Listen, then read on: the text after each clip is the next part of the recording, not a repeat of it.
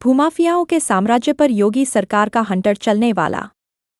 सहसवान की 500 बीघा से ज्यादा मंदिर और प्राचीन धरोहर की जमीन पर फर्जी वसीयत से कब्जे का सनसनीखेज खुलासा। सहसवान बदायूं तहसील सहसवान में धर्म और इतिहास की जमीन पर भूमाफियाओं ने जो खेल खेला है, उसका पर्दाफाश हो गया है। हिंदू शक्ति दल ने मुख्यमंत्री योगी आदित्यनाथ को 3 पेज का विस्फोटक ज्ञापन देकर सीधे आरोप लगाया है कि प्रशासन के अंदर बैठे कुछ भ्रष्ट अधिकारियों की मिलीभगत से सैकड़ों बीघा मंदिर और प्राचीन धरोहर की जमीन को फर्जी कागजों से बेच दिया गया। मंदिर की जमीन पर फर्जी वसीयत का काला कारनामा।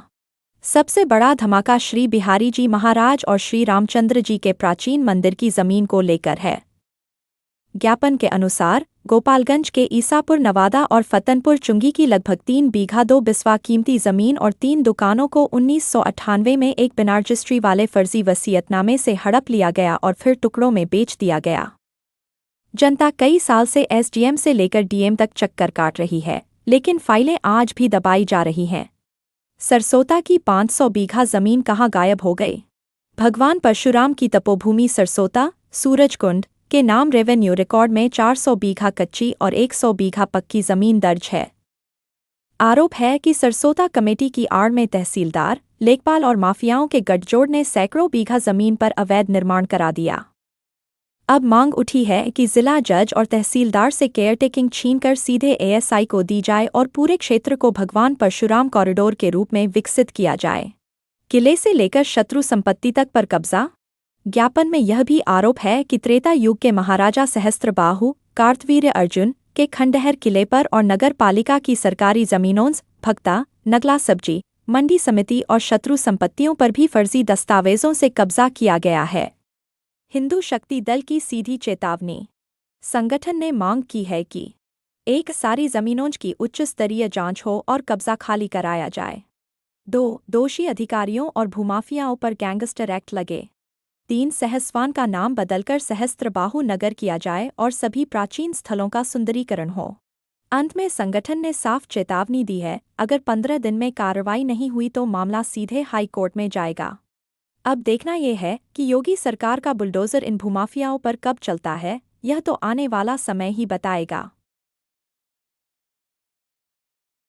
7 बच्चे द्वारा मारकर सरसोता का निर्माण किया था, जिसकी 400 बीघा जमीन कच्चे में है, 100 बीघा जमीन पक्के में है। उस जमीन पर सहसवान के कुछ एक भूम माफिया और नेताओं द्वारा अवैध कब्जा किया गया है, जिसमें एसडीएम ऑफिस के लोग मिले हुए हैं, जो पुराने एसडीएम थे वो भी मिले हुए हैं, नए की तो मैं कह नहीं सकता। और दूसरा यहाँ पर एक हमारे गोपालगंज में बिहारी जी का मंदिर है, बाकी बिहारी जी का, उसकी ज़मीनों पर कब्जा कराया हुआ है। एक पाठक नाम का भूम माफिया है जो सरियाम कब्जे करता है, शत्रु संपत्तियों में कब्जे किए।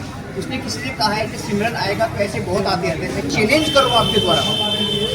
300 केस है, 1-2 केस और सही,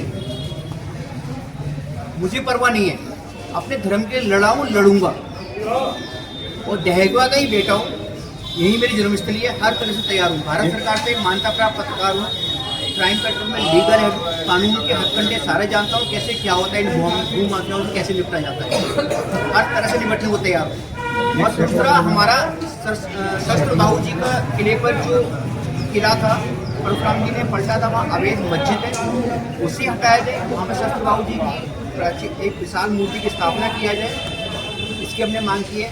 और जो एक 6 सड़क का चौराया है, वहाँ पर सहस्त्रबाहु जी नाम से चौक रखा जाए, चौराहे का नाम। और सहसवान में जितने भी अवैध मस्जिद मदरसे बने हुए हैं, उन सभी को रिमूव किया जाए। सहसवान में जितनी भी सरकारी ज़मीनों पर अवैध कब्जे हैं भूम माफियाओं द्वारा, उन सबको हटाया जाए। मैं खुलेआम कहने जा रहा हूँ, 90 दिन का टाइम दे रहा हूँ। 90 दिन के अंदर अगर एसडीएम साहब, तहसील प्रशासन कार्रवाई करती है तो सही है, वरना हाई कोर्ट में मोस्ट वेलकम। जिस तरह मैंने पीएफआई को बैन कराया, जिस तरह वक्फ बोर्ड के खिलाफ केस चलाऊँ, जिस तरह उत्तराखंड में अवैध मस्जिद मुकदमों को साफ कराया है, जिस तरह दिल्ली में साफ कराया है, उस तरह अब मेरी जन्मभूमि मेरा कर्तव्य होगा। ये मेरा कहना है। अपनी जन्मभूमि के लिए अब लड़ाई लड़ूंगा, खुल के लड़ूंगा, चाहे कितना भी बड़ा तुर्रम खा भूम माफिया क्यों ना हो।